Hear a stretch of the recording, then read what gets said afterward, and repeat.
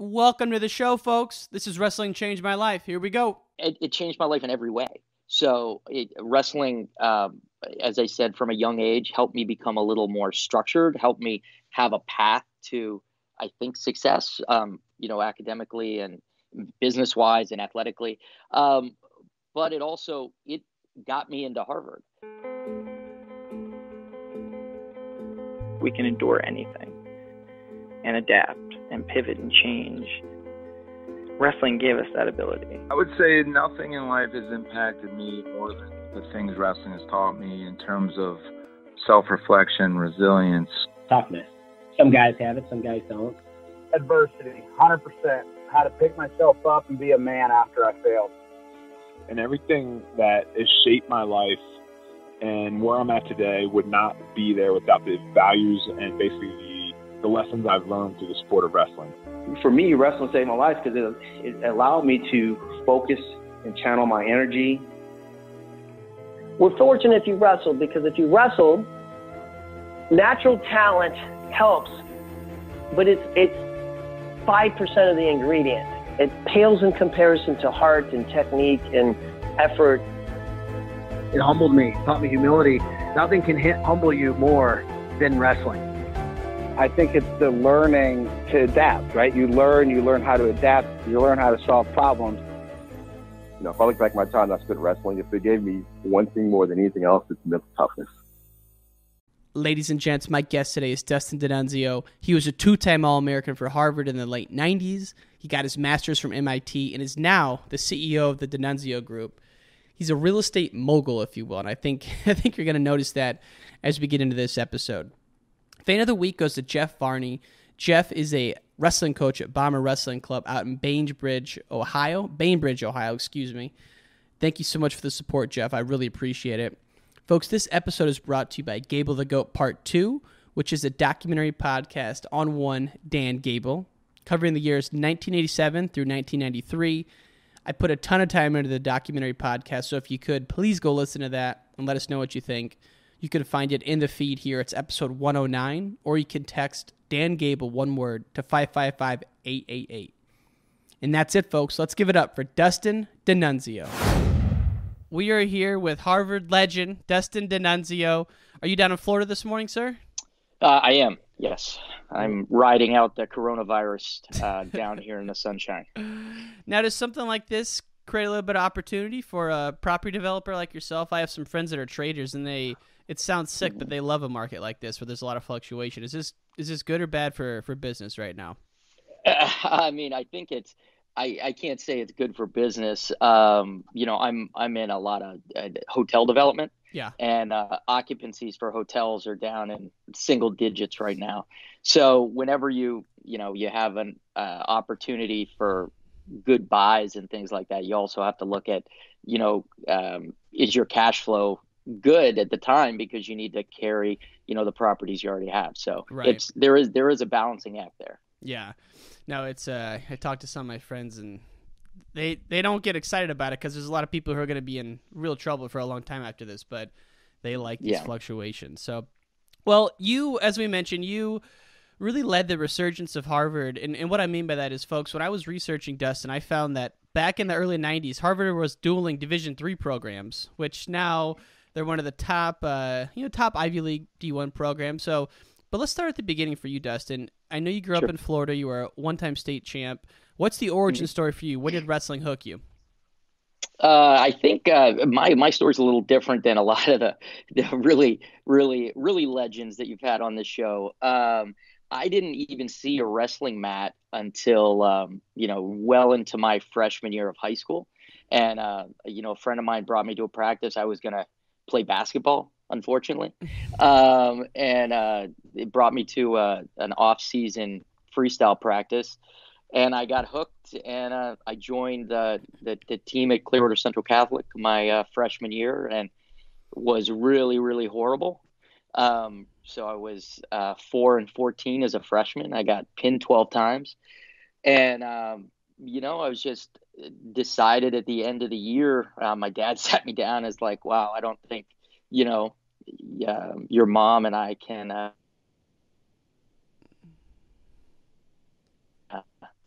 we either want to jump into this with both feet or, figure out a different way.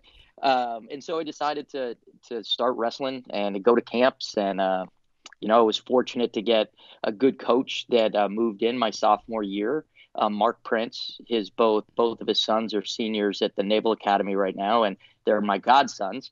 And he ended up, he came in and was my high school coach. And then there was a local coach around here, a real Florida legend, Glenn Goodman, who, ended up helping me off season and actually helped me all the way through high school and freestyle and beyond. And, that combination I was just fortunate to be in the right place at the right time.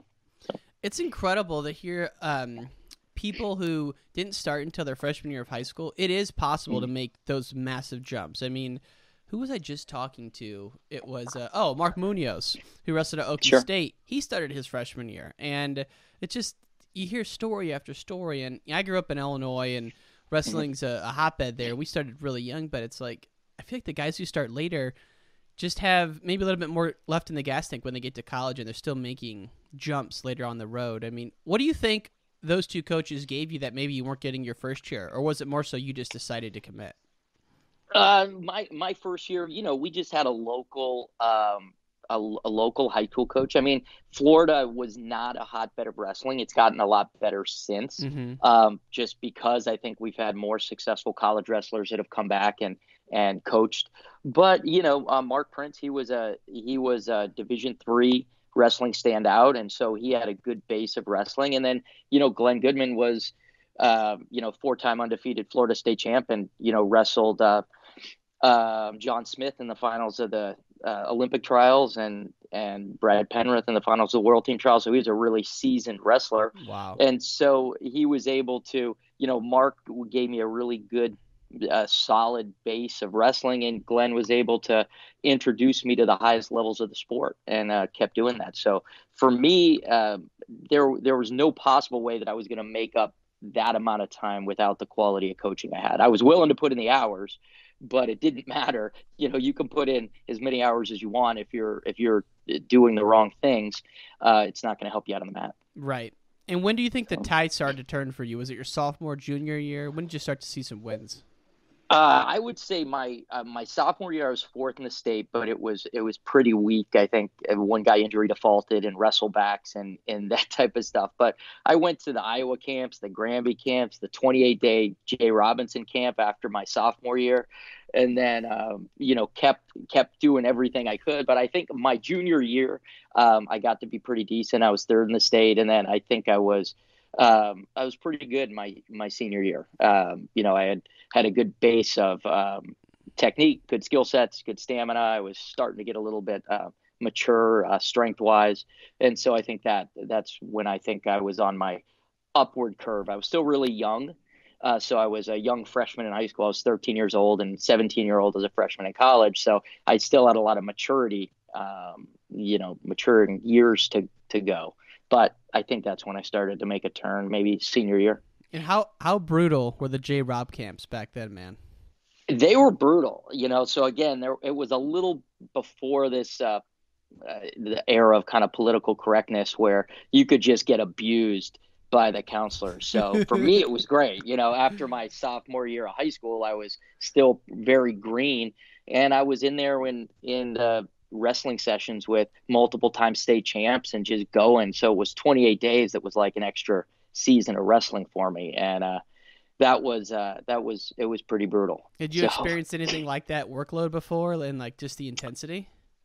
Oh, absolutely not. I mean, even going to the Iowa camp, there was a lot of technique, and, Granby camp, a lot of technique, and there was at Jay Robinson as well. But it was one of those where, I needed it. It's similar in college when I took a year off of school to train. If I hadn't done that, I don't know where I make up the difference. And it was a brutal training atmosphere, but I came out of that, especially coming back to an area like Florida where, the talent pool probably wasn't nearly as deep as, where you grew up in Illinois and in different areas. It gave me a lot of confidence to go out against, my opponents when I came back from the camp. So. Yeah, I mean, it's to your point, it is an extra season, and It's just it's cool that it all started at Iowa when Jay was the coach there. Then he obviously split off and created a dynasty at Minnesota. So I'm trying to think of who would have been there when you were there. What was this, like early 90s? So was Marty Morgan even there?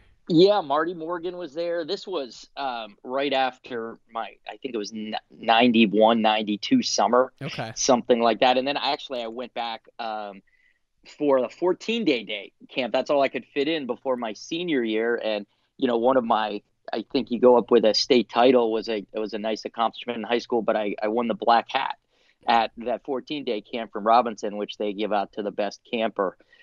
So that was, that means you're pretty tough and you can handle a lot of abuse. So, yeah, that was a big thing for me at the time. And yeah, there were a lot of studs in college wrestling there, but I was so new to the sport. I had no clue who anybody was. You were just going and working. I knew, I'd heard about the Dan Gable when I went to the Iowa camp, and I got to learn about Jay Robinson's story when I was at his camps. But I was just out there trying to survive.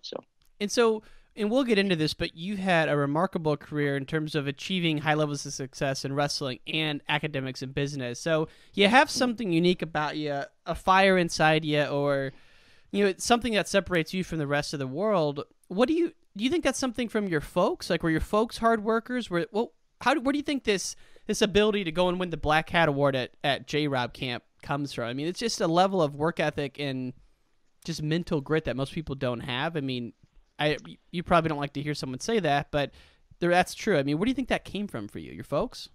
Definitely my parents. They both built a business from the ground up.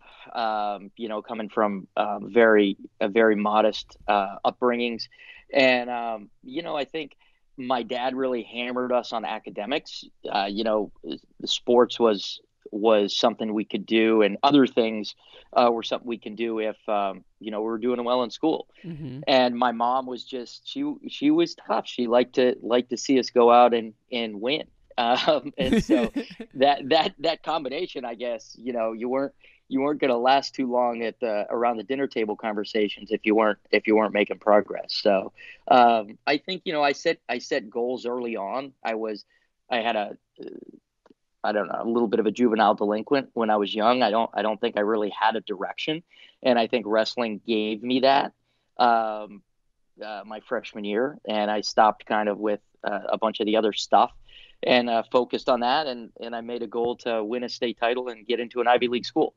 And so there were goals. I was a lot of people helped in that journey to make them come true, and I owe that to wrestling. I don't think I would have quite made it there in basketball. I'm a little vertically challenged. So. Well, would you say you were like an obsessive kid before that, just obsessing on the wrong things, or you were just kind of, like you said, no direction and lost, and wrestling really gave you something that was the first thing you actually cared about? I'll tell you, I was just an average student prior to concentrating on wrestling. I think, really? I was out skateboarding and doing different things, and I wasn't even really taking any of that too seriously. So I think I found something in wrestling that gave me structure. And, I think it when I was training and I was scheduled and I worked, I was a busboy all through high school and things like that. So I ended up being very structured, and I think that helped with my academics a lot as well. I just kind of at one point when I decided that I wanted to do well, I think I wanted to try and do well in all aspects of my life. Isn't that amazing that by getting involved with wrestling, you can improve your academics? Absolutely. I mean, we see it all the time in the college level is, when guys are in season, I think they're a little more structured and tend to do better academically than when they're off season and don't have the same structure. So yeah, I just got involved with Chicago Beat the Streets. I'm on the Young Professionals board, and we're having conversations with business folks in Chicago, and it's like, it's counterintuitive, but like you sometimes they think wrestlers are a bunch of meatheads, or something like that, but I'm like, listen, sure. Wrestling can really change your life, and you're proof to that. And so when was the first time Harvard became a reality for you, where you actually thought, I could get into this place? It was really funny. I went up. So my parents are all both from New England, and my family, but I grew up down in Florida. And my sister went to school up at Boston College and then Boston University. So we're familiar with the area. So I went up and did tours of colleges. I visited Cornell. I visited Harvard. I visited BC. They had a program at the time.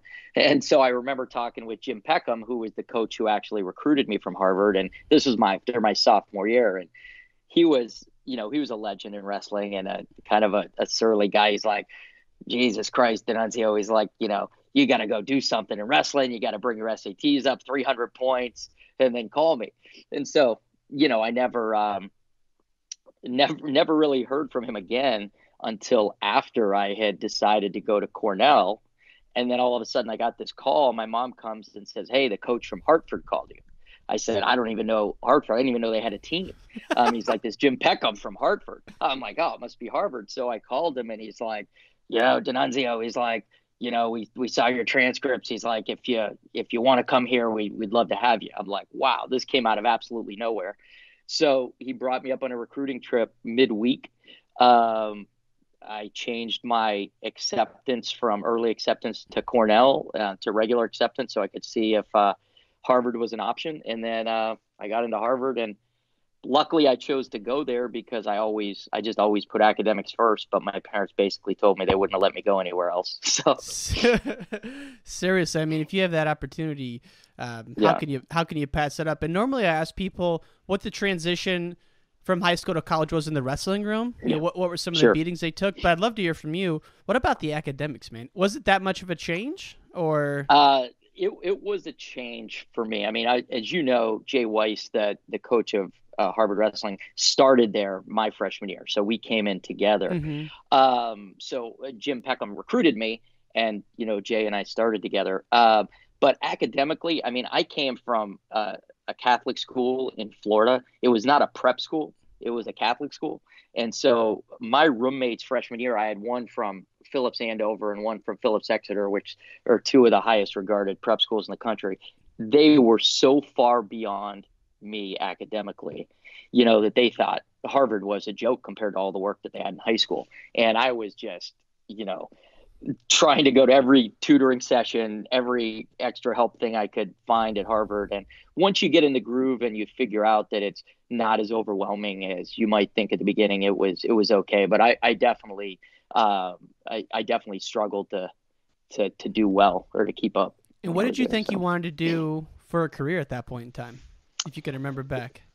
I never really had any interest in anything but real estate. Even from the time I was young, I was, playing Monopoly when I was doing it for board games. And that's what my parents were involved in. And so, they were involved in the self-storage industry, but I grew up seeing that and, having that appreciation that if you put a lot of time in, you could be successful in it. But it wasn't like, a lot of your friends and my friends that do trading where you can see the results overnight. A lot of development, it takes time. And when you're doing it for your own or with a partner, it takes a lot of money for a long time until you start seeing money come the other way. And I guess I got used to thinking in that mindset from a young age. So. I love that you were just an entrepreneur at the very early stages, and your folks obviously showed you the way. And I was going to ask you, I noticed your dissertation at MIT, if that's the right word for it, was on the self-storage market in Boston. So your folks must have been way ahead of the curve, because even now you're seeing self-storage pop up. Back then, were they like the first people to do that? They were pioneers, and they got together. My dad partnered up with a real pioneer, Colby Sandlian, who was out of the Midwest, and they had just started this concept in late 60s, early 70s with these things called mini storage. And then my father linked up with Colby and moved down to Florida. And Colby basically said, hey, we're going to partner up, and this is your territory all through Florida. And that's when my dad started building self-storage facilities in the mid 70s. We moved down to Florida in 78, and that's when they started. And there were some of the, first ones around. U-Store is my parents' company, and Public Storage was the other popular one at the time. And a lot of the industry grew from there because it was never looked at as a real industry. It was looked at as kind of a property holder until, other more important development types would come around, and it ended up being profitable. And now it's one of the strongest sectors in real estate. So at the beginning, it was kind of looked at as like secondhand, like not as respectable as the rest of the game, so to speak. Yeah, and it wasn't as nearly as sophisticated either. You're looking at, for the most part, a lot of people would put up sheds and a series of sheds, and now you have opulent storage facilities with offices in them and all kinds of bells and whistles. But the ones that my parents did were red brick. They stood the test of time. They all look fantastic. 40 years later plus, and they're still profitable. So that's a testament to the way that my parents meticulously ran their company and run their company, but also a lot to do with the industry budding at the same time. Wow, I didn't know that was the background for it. I thought you were ahead of the curve in the 90s writing your paper at MIT, so they were doing this years before that. Yeah. I think ahead of the curve a little bit up in New England, because self-storage wasn't as popular up there yet, because a lot of people had basements, and it went away. It went alongside that, but it is an extremely popular sector up there now. And it was something that I had a lot of interest in early on, although I never really concentrated in developing self-storage. It was something I had an interest in early on. So I love it. And so you kind of have that going on in the background. You know what you wanted to do there, but obviously wrestling had to be one of the biggest focus for you at that, during your 4 year. Now, did you go 5 years? Because I noticed 1 year you didn't wrestle, right? Yeah, I took a year off of school. So for the Ivy League, as I'm sure you know, they don't let you to redshirt and stay in school. And so I took a sabbatical for a year, and just to train. I didn't have a great NCAA tournament my sophomore year, and much like when I was in high school, I said, all right, I'm gonna do something different here. So I went up a weight class. I took a year off of school, and I got about 70 matches in that year. I went to every tournament that I could go to, which equaled about 2 of a college seasons at the time. And I lived in Ukraine and Russia for a while, and traveled all over and sought out the best training partners I can find, from Sanshiro Abe to Gary Colott, and I go train around everywhere due to the relationships that my coach Glenn Goodman had, and that made it so when I came back my junior year, I felt like at least I was on the upward trajectory of the curve. So I was going to ask you why you moved up in weight. It was a pretty big change, right? It was 26 to 41. It had to be a big difference. Yeah. Well, it was a 26. I never should have been a 126 pounder. Anyway, my roommate and one of my best friends, teammates, Joel Friedman, was our 34 pounder, and he was a freshman and sophomore at the time with me. And we were just used to cutting weight. Everybody was used to cutting a ton of weight, and I should never have been a 126 pounder, and so I went up to 134, and then all of the time my year off of school, I was even up beyond that, and I was in tournaments that were given weight. And then when I came back my junior year is when all of the weight classes changed, and they added 7 pounds to 134, and they changed the weigh-in rules, and I think that was one of the best things they ever did for the sport. And so then all of a sudden I was a 126 pounder, and then I was a 141 pounder. So it was good. It allowed me to grow a little bit and eat once in a while. Man, all the guys from your era, that mid 90s pack where they changed the weight classes midway through, like 96, 97, somewhere in there, they all talk about how early 90s people were still cutting massive amounts of weight. It was miserable. Yeah. I mean, you'd have, when I'd be 148 at the beginning of every week to wrestle 126, and you'd sit there and you'd have, at the time, again, this is taboo now, but saunas were part of your everyday routine. So I remember, maybe Mondays you'd get one decent day of working out, and then you'd feel pretty rough the rest of the week because you wouldn't get, I don't think you'd get as good of workouts because you were focusing on trying to lose all the weight. And so it was very hard to grow during that era of weight cutting. And of course, none of us knew that what the hell, we could just go up in weight, right, and do it in a different weight class. But that wasn't the mentality back then. The mentality was to cut weight and because you had that day to put it back on and push your body. So, and like every wrestler knows this, but as miserable as a weight cut is, an hour after the weigh-in, once you get some water in you and you're feeling good, you're like, I could do that again. But and you had to. You had to be prepared to do it. Especially we had the 2-day weigh-ins as well. So you'd you'd weigh in for 126, and then you'd wrestle, and then you'd have 90 minutes after you were done wrestling to make weight again for the next day. It was a brutal, it was not the best part of wrestling. I think what they do now, makes it so that, if you try and cut too much weight, you're just not going to be able to perform on the mat. Right. And we see it in UFC all the time. Guys move up a weight class and they perform way better most of the time. Sure. Sure. So we were talking about this before we got on the air, and I just couldn't believe this little connection when I found it, that, the Bela Glazov coach, their childhood coach and lifelong coach, you pronounce his name much better than I do. What's his name? Yeah. It's Granit Terrapin. Granit Terrapin. So at some point in the 90s, he was coaching for the UK, the Great British team, or the UK. Yes. Your head coach gets synced up with them and convinces them to come coach at Harvard. Just an incredible wealth of knowledge that you guys had on the team there. How did that all come about, and what was the biggest impact he had on you? It was great. A lot of this stuff happened the year that I took off of school. We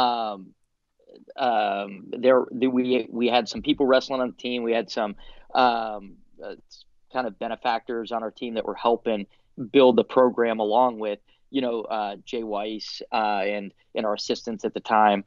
And so I came back my junior year, and I had Kendall Cross as my workout partner, and Granit Terrapin was one of our assistant coaches. And Granit came over. He was coaching in London at the time, previously in India, and then he was coaching, the former USSR.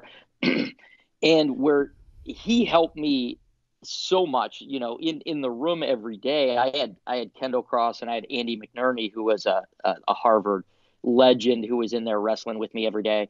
But where Granit really helped me a lot was he was my, dedicated freestyle coach. So that's when the season ended, and even during the season, I'd have separate workouts with Granit. And then once the season ended, we were ready. We were getting ready for, University Nationals, for US Open. And then even after I graduated from Harvard and I was still competing, Granit was my coach, and it's just, he's forgotten more wrestling than I certainly will ever know, but than most people will ever know. So outside of the technique, did he work with you much on the mental side of things, or anything, outside of just the technical part that some of the listeners here might be able to pick up in terms of how he viewed competition or how he viewed preparation?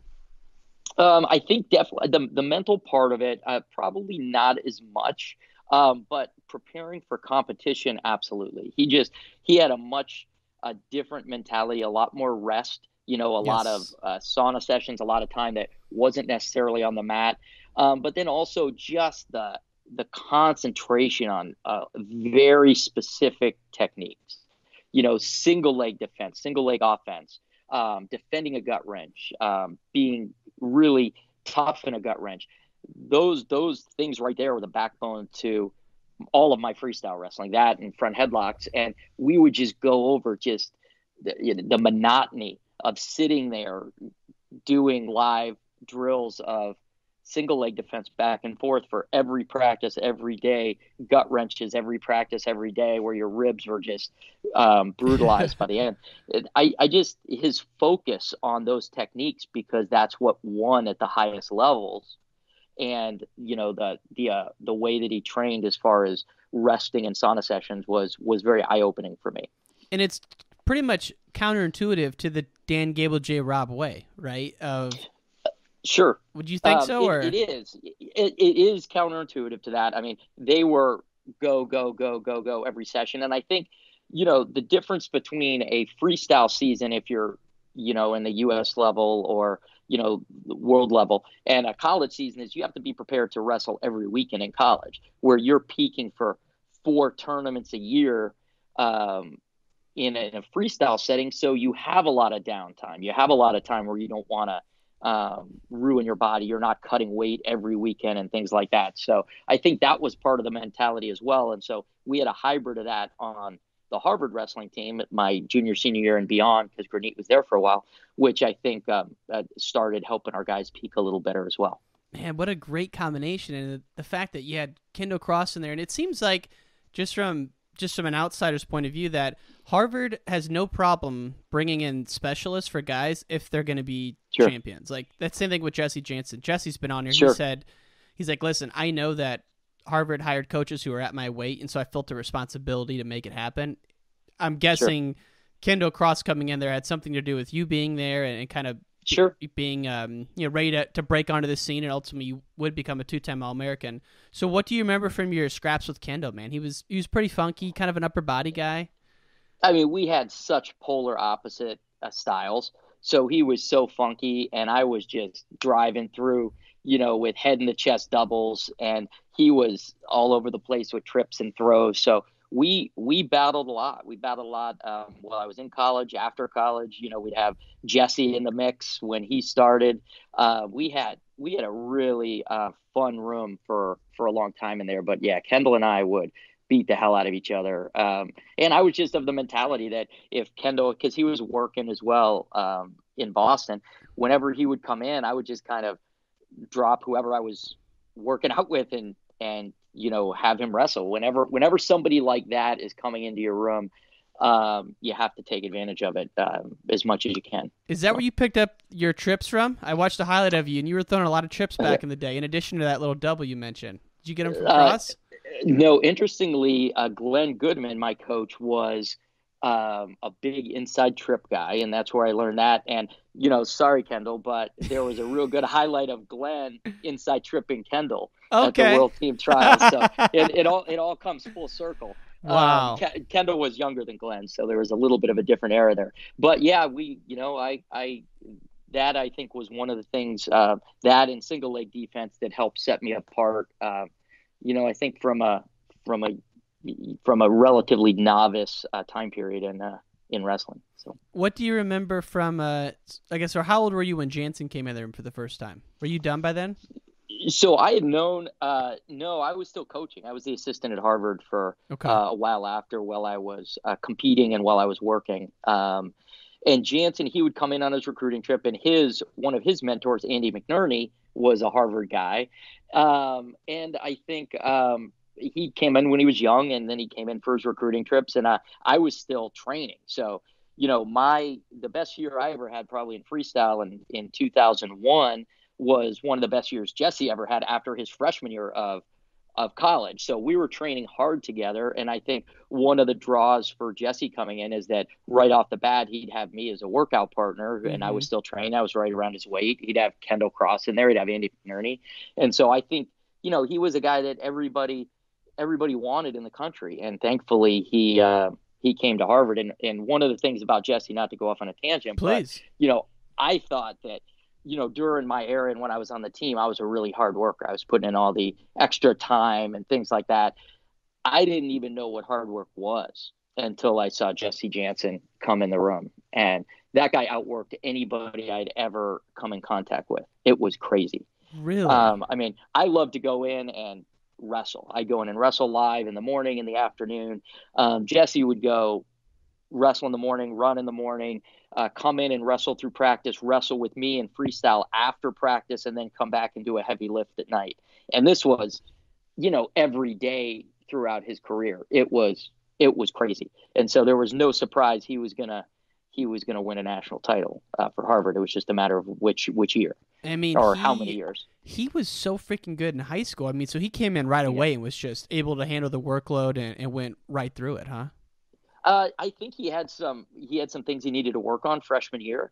I think he relied a lot on his ability with top and bottom. Mm-hmm. And then after that freshman year, when he saw kind of where he had dropped some matches, he got so good in all of the spots he needed to do. I mean, he was so in such good shape. He just keep shooting. And for me, I was very defensive. I just keep grabbing him in front headlock, taking him down. And after that freshman year, he concentrated. He was just so good at not getting caught in front headlocks and getting right out of them and shooting again, that he had the ability to just, regardless of how much he was shooting and how much he was stopped, he was never getting taken down anymore. And he would just keep that pace up and just crush people. And it was just great to watch. He has the perfect balance of confidence and humility. Like he's not arrogant, but he's very confident. And doesn't seem like a guy who doubts himself very much. You know, he may say otherwise, but could you see that early on too? Like his attitude was right on par with where it needed to be? Absolutely. I mean, again, there was no lack of confidence, no lack of work ethic. I just think, he also was a student of the sport, and I think he learned what he needed to improve on after freshman year in order to be a national champion. He wasn't just going to be able to do it with his top-bottom skills, because you had a lot of guys that were really good on their feet and a lot of guys in college that ended up, were good on top-bottom, but he improved top-bottom to where he was the most, I think, dominant top wrestler in the country, but he got to be really, really good on his feet as well, and dynamic on his feet. And I think he concentrated on that where I don't think he ever had to during high school, because, he was so head and shoulders above people. But he studied it. He looked at what he needed to do, and he concentrated on it. So. And man, those were some loaded weight classes too. Back when he was winning it, I mean, unbelievable. Man, so fun to go back and watch some of those matches. Now, you mentioned a couple of times your freestyle career. I'll be honest, I didn't pick up on that in the research. So did you wrestle like the university level games, or what would you say the highest point of your freestyle career was? Well, I think one of my, I started again. I think I was a late bloomer even in college. I was young and was starting to get pretty decent at the end. I ended up, was proud to win the university nationals a year after. I think in 2001, I had a loaded weight class and had Eric Larkin in the finals, who was a stud. And then that kind of launched my my freestyle. So for the next year, I entered all these tournaments, the Sunkist, and I went overseas to wrestle. And then I ended up, I guess the peak would be I was second in the U.S. Open. I lost to Bill Zadek in the finals 2001. And, I had a short freestyle career, a couple years, because I got, they changed the weight classes from 138.5 and they moved them up to 145. And then at the same time, I got into a grad program at MIT that I really wanted to go to. And that ended up being my concentration. But I loved freestyle, and I had a short-lived, I think, relatively successful career for a little while there at a senior level. I mean, you talk about Eric Larkin, Hodge Trophy winner. I mean, in that weight class, when they merged or they moved the weight classes to 145, that created that logjam of like Lincoln McIlravy, Bill Zadek, Chris Bono, Jamil Kelly. Like that was loaded. Yeah. Crazy. It was crazy. It was crazy. So it was either that or going down to 132, and I was never going to be able to make that. And then, the opportunity for grad school came up. If I had to go back and do it again, I probably would have pushed off grad school for a year or two and concentrated a couple more years in wrestling. But I was thankful for the time I had and the places it took me. So when you lived overseas, did you ever live in, or not live, but when you stayed, did you ever go to like Dagestan or Ossetia? Somewhere in the Caucasus region? I didn't get to those hotbeds at the time. I was over in Kiev in Ukraine, and I was training with, I don't know if you know the name Elbrus today. He was a stud. He was an Olympic champion. He actually beat Jamel Kelly in the finals of the Olympics. And he was my training partner over there for a month, and he was brand new on the scene, and we would work out every day, and he ended up being a real stud. He had, I think, some of the most epic matches I've ever seen in all of wrestling were a couple of the matches that he had with Kerry Kolat in the World Championships. They were 9-minute matches, and it was just unbelievable. Was he just on another level? He was, especially over there. I think he was I can point to one of the guys that he was a goer. Most of the Russian style of wrestling would kind of be, very technique driven, and he was a goer, had all kinds of stamina and great technique. And he ended up being, I think, a 3-time world champ and Olympic gold medalist and things like that. And that was the first year when he started to do well, was that year I was training with him, and he was kind of an unknown until he went to the world championships that year. And so how did you end up in Ukraine? What's that story? That's where Granit was from. So he was originally from Ukraine. So we went there and trained with the Dynamo Kiev, which was a wrestling club in Ukraine. And then we went in Alushta. We had a training camp out in the Black Sea. And then we went to Krasnoyarsk over in Russia to watch the World Championships that year. And I trained over there for a little while too. So it was an unbelievable trip. I went with Joel Friedman and Nate Ackerman and Ed Mosley. So all Harvard guys. And we had a little contingent over there. tearing it up. Man, for a college guy to be able to do that, how awesome would that be? That's just it was so cool. That's so incredible. Cool. So I know I can't believe we've been going for about 40 minutes here. I do definitely want to get into business because you have parlayed your foundation in wrestling to a very successful business career. Did you start out working for a big REIT, or did you start out on your own from the get-go after MIT? No, so after undergrad, I worked for a company called RCG, and it was headed by a wrestler, Alex Steinberg, who's a big supporter of wrestling. He wrestled at Cornell and went to Harvard Business School. And Andy McNerney was over there. Andy McNerney was the last Harvard All-American before me, 15 years prior. Gotcha. And so we had a little wrestling community there, and I started working for them in real estate development around Boston. They allowed me to continue training and coaching. And then I went back to grad school. I came back to the company for a short while, and then I kind of broke off and started my company in 2005. And, I'd partner with other people and do developments. And that's where it all started. So what does for some of the folks who are listening who are maybe in college and they're, want to work in a field where the harder they work, the more they can earn. Sales is certainly one of those fields. I'm in technology sales. But in your world, are you out scouting properties that you think you can convert to another type of property that's going to return an investment, like those type of projects? I think so. I think originally that's where it starts, and I think my foundation at MIT helped specifically guide me in a lot of real estate. So what I got was a Master of Science in Real Estate Development, very specific on what I wanted to do, entrepreneurial development.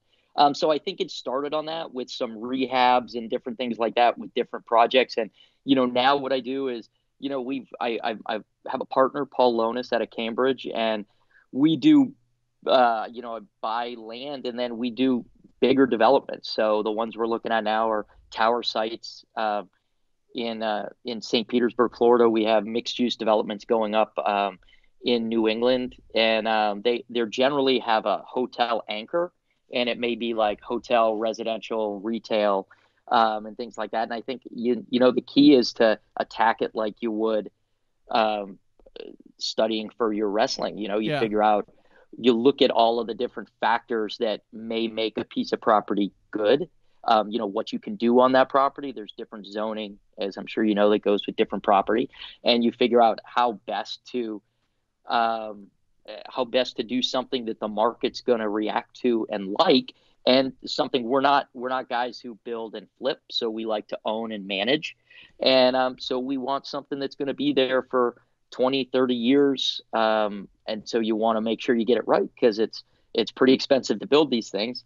I think that's where the art and science comes in. And I think, to parallel it with wrestling, you can work as hard as you want, but you still need to study your opponents. You still need to do some of the things that go beyond just putting in mat time. And I think that parallels really well to real estate development. Well, and especially the obstacles that come up, right? I can imagine, and I've done some research on, I love how you're doing a property in St. Pete where you let the city own the first 4 levels of the parking garage, and then you give free parking on Sundays for the church, right? So I just love your creativity in these deals, man. Well, I think that's one of the things that was what was called a win-win-win. Yeah. Very few times do you ever get something like that because the city needed parking in their central core, and if I was going to provide the parking that the church, because this is a property that I bought from the church, I was going to provide the parking that the church needed on Sundays, I was going to have to find that parking somewhere. I couldn't have all my hotel guests or my residential users leave on Sundays and move their cars.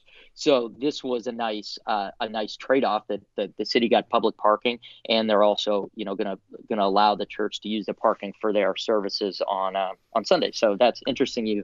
You dug that up. That's a more recent one. So. Well, and the reason I brought it up is I think it's just an example of when you're doing a big project like this, the amount of obstacles that come up on a daily basis for you must be ridiculous. Sure. Like the amount of calls you get of red tape or whatever it is. Yeah. And I wanted to ask you, it has to parallel wrestling a lot because wrestling, you're dealing with obstacles all the time.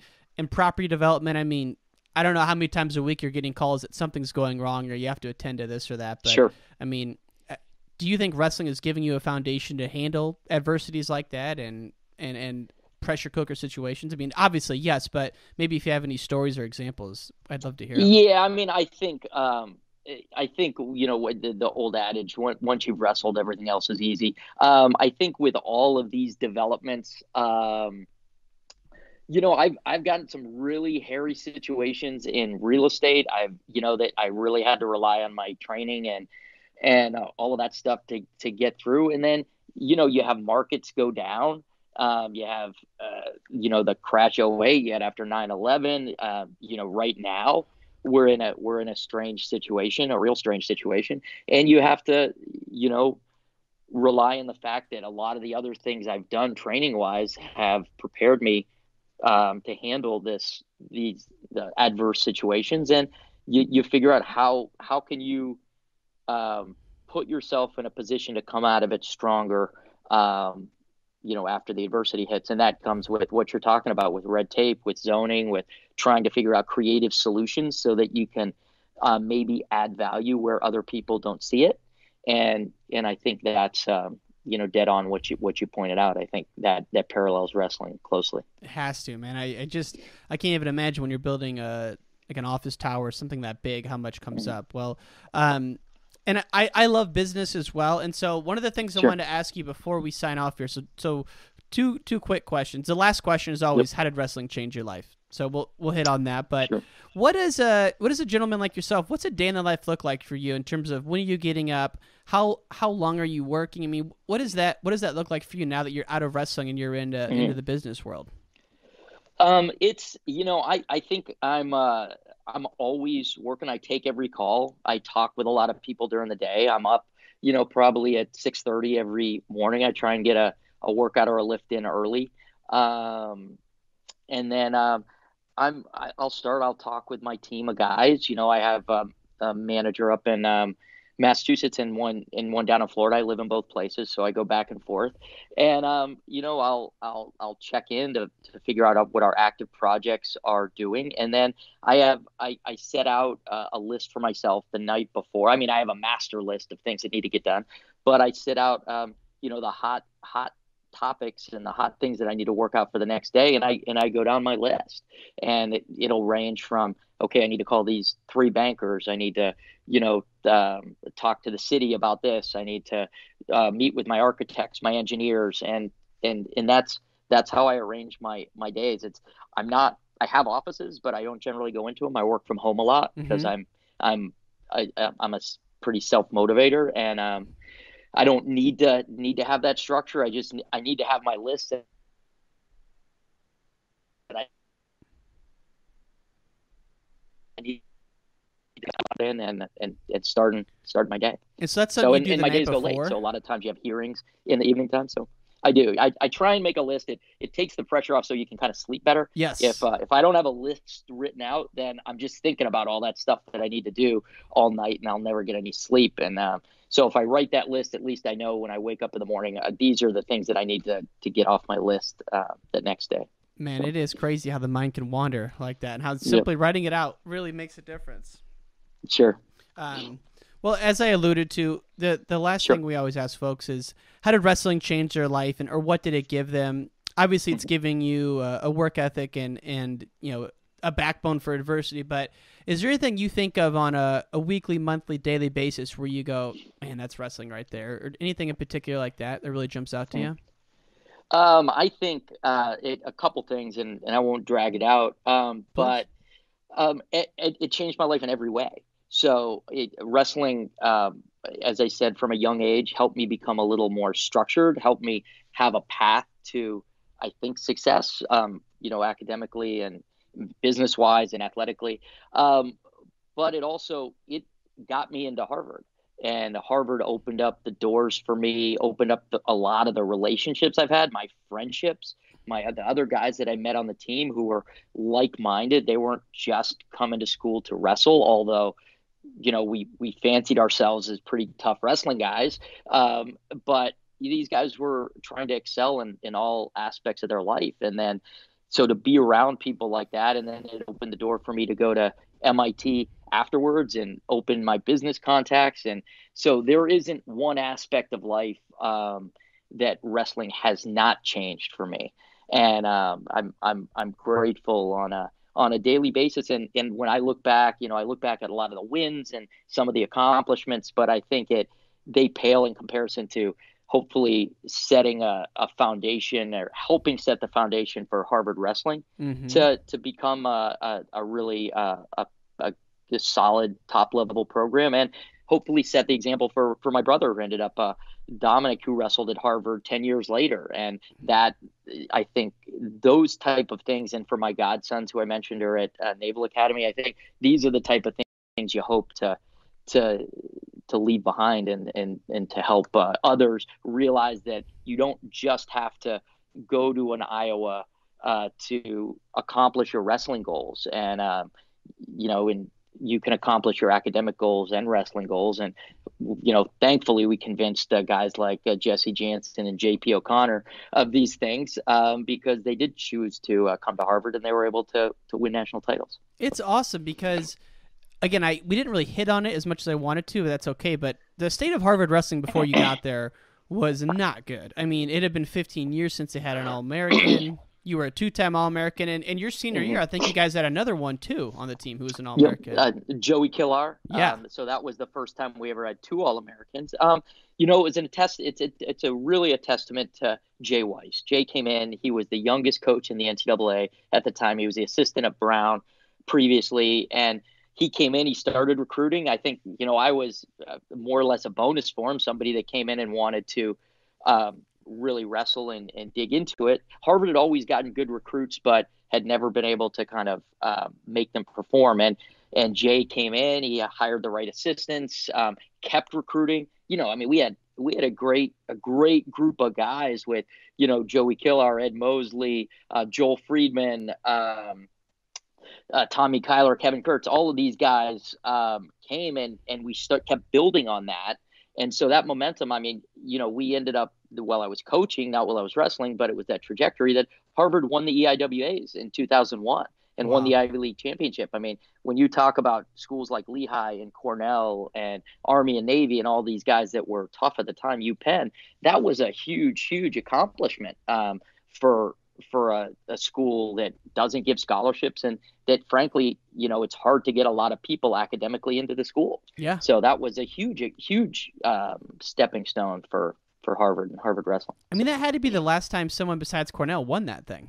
That's. I can't remember. It may have been that. Yeah, that may have been when Cornell went on their streak, and now obviously Lehigh's been doing well. Sure. And UPenn was the powerhouse prior to that. So yeah, it was definitely the worlds collided, and it was interesting because we had a streak of 15 years or something where we had All-Americans every single year except for the year that we won the EIWA championship in Ivy League. We had 6 national qualifiers, no All-Americans, some round of 12ers, but that showed how well Jay did in recruiting and getting a balanced team. And that was Jesse's freshman year. So what is he up to now, Coach Weiss? Coach Weiss he's in his, I think, 25th season. I think you're going to see Harvard have a very big resurgence over the next few years. I think this year we would have had 2 freshmen perform really well at the NCAA championships. Next year we've got those guys coming back as sophomores, along with some great recruits and some guys that are going to be coming back on the team next year. I think you're going to see a lot of very good things from Harvard over the next bunch of years, in my opinion. That's exciting. I love watching any program do well, especially a school like Harvard. It's good for wrestling to have that, and when you have people like yourself and Jantzen, and I forgot about O'Connor, man. You mentioned that name. Totally forgot. Yeah. It's just awesome to see, man. And it's been an honor to talk with you, sir. I greatly appreciate your time, and hope you have a great day, sir. Hey, I appreciate it. Thanks again. Take care. And all great things must come to an end. If you want to hear more from the podcast, text WRESTLE to 555-888. That's WRESTLE to 555-888. You can also find us on Instagram, Wrestling Changed My Life, Twitter, Ryan_N_Warner, as well as our website, WrestlingChangeMyLife.com. Take care, y'all. Take care, y'all. Take care, y'all. Take care, y'all. Take care, y'all.